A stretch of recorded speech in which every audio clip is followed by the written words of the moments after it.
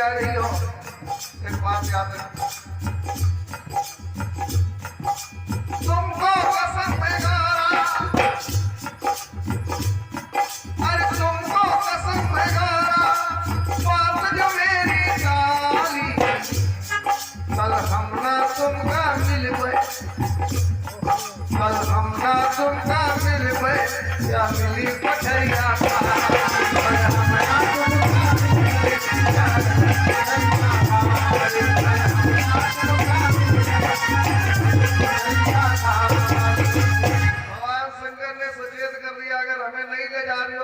में तो समझ लो लौट के आओगे तो हम तुम्हें मिलने वाले नहीं है। भवानी ने हाथ जोड़ करके महाराज सावधान हो जाओ, ऐसा न करो। चलो अगर नहीं मान रहे हो तो चलो, लेकिन महाराज एक बात बताओ, जब आप चलेंगे तो कैसे चलेंगे? भगवान शंकर ने कहा चिंतन न करो, वो तो हम पे छोड़ दो, हम वेशभूषा बदल लेंगे, कोई जान ही नहीं पाएगा।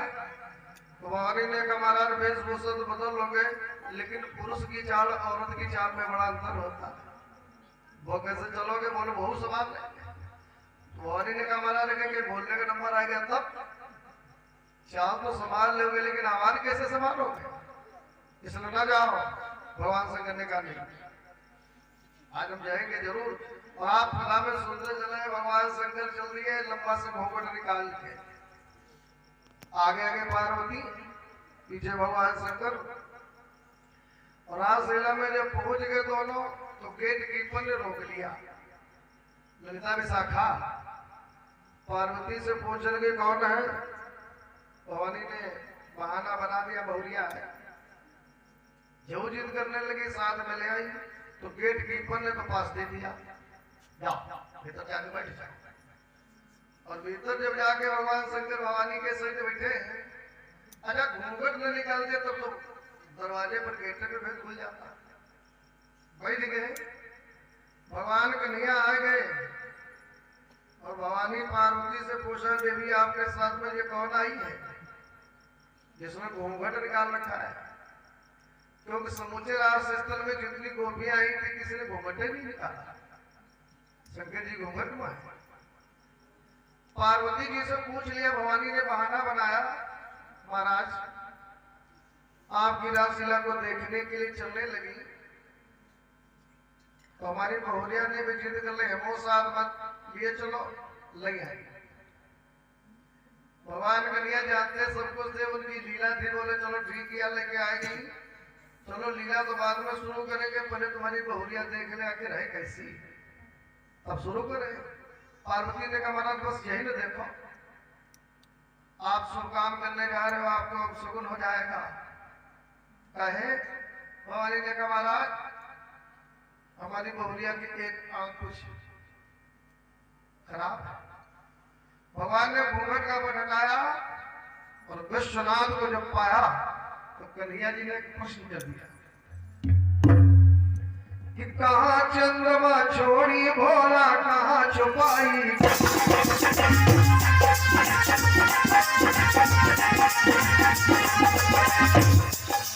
कहाँ चंद्रमा छोड़ी भोला कहाँ छुपाई, चमरू और त्रिशूल कहाँ है काले काले, चमरू और त्रिशूल कहाँ है काले काले, चमरू और त्रिशूल कहाँ है काले काले। आपके शरीर के ऊपर जो आभूषण रहते थे सर्वचक्षु, जिनको आपने कहा छुपाया, भगवान शंकर समझ गए, भेद खुल गया। छिपाया से छिपा नहीं, तो चलो ऐसा करें अपना कर्तव्य पूरा करें। शंकर जी कर्तव्य पूरा करने लगे कैसे? अंतर्यामी उमा के स्वामी करने लगे प्रणाम, अंतर्यामी उमा के स्वामी करने लगे प्रणाम, गोपेश्वर कहलाए वहाँ पर है देखो शिवधाम,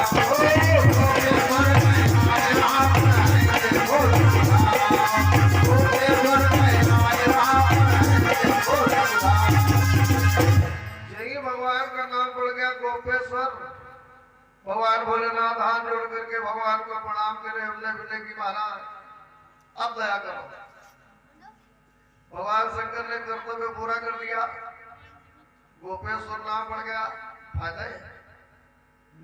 अब रासलीला जब शुरू हुई तो रासलीला में भी एक रहस्य था।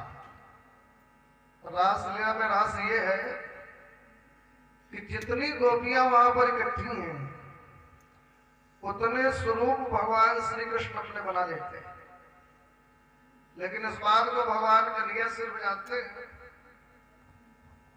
और बाकी सब गोपियों को समूचे रास स्थल में एक ही कृष्ण नजर आता है और वो यही सोच रही वो हमारे पास है, हमारे सामने। ऐसी मुद्रा में स्थित में भगवान ने रासलीला शुरू करी। गोपियां जब रासलीला करने लगी कन्हैया के साथ में तो नाचते नाचते उनको थोड़ा अभिमान हो गया। अभिमान कैसा है? मन में सोच रहे कि भगवान तो हमारे कब्जे में हो गए, अब बस में हो गए, जहां हम लोग ध्यान करके बुलाती हैं वहीं चले जाते हैं। भगवान गोपियों के मन की बात जान गए, अभिमान को जान गए और रास स्थल से भगवान अदृश्य हो गए, गायब हो गए। और कन्हैया जी रास स्थल से जब गायब हो गए तो गोपियों ने भगवान को न देखा तो रो रो करके भगवान का पता पूछे लगी कि हे तारा गणों बताओ,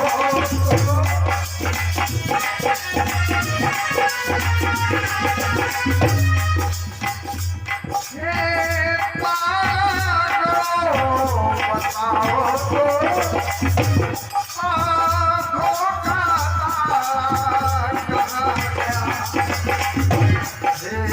चंद्र तनिक तो बोलो ब्रज चंद्र हमारा।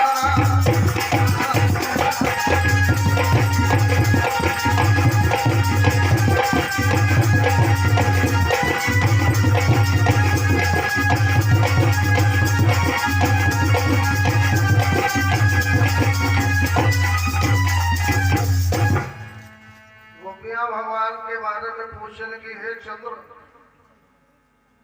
तुम ही अपने मुंह से कुछ कहो कि हमारे कन्हैया जी हमको छोड़ करके कहां को चले गए। हे नक्षत्रों तुम ही हमारे भगवान कृष्ण के बारे में कुछ पता दो।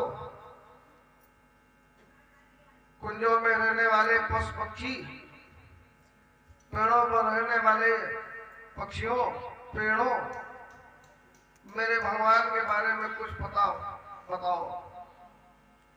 कुछ कहो।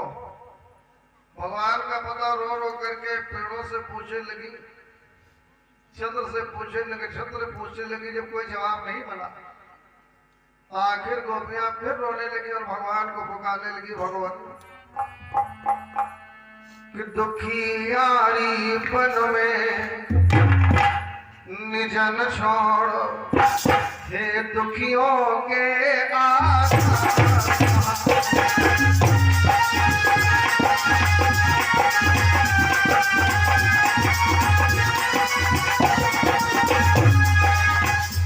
दुखियारी बन में निजन छोड़, हे दुखियों के आधार हे प्राणनाथ मोहन मोरो बोलो मेरे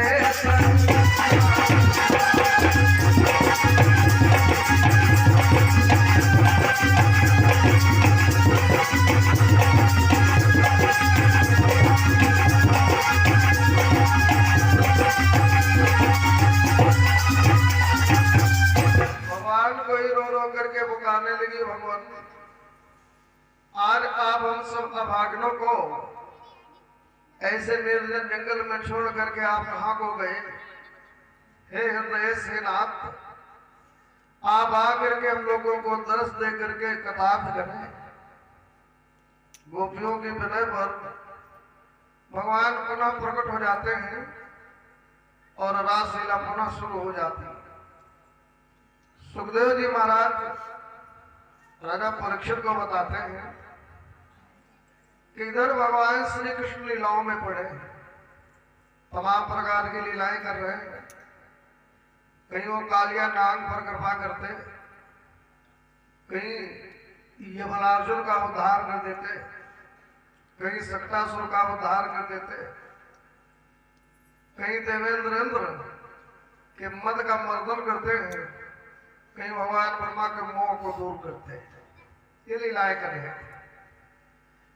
नारद जी ने मन में सोचा काफी समय हो गया है, अब राजा कंस का वध जल्द होना चाहिए। नारद जी राजा कंस का वध कराने के लिए कंस के ही दरबार में निकल गए।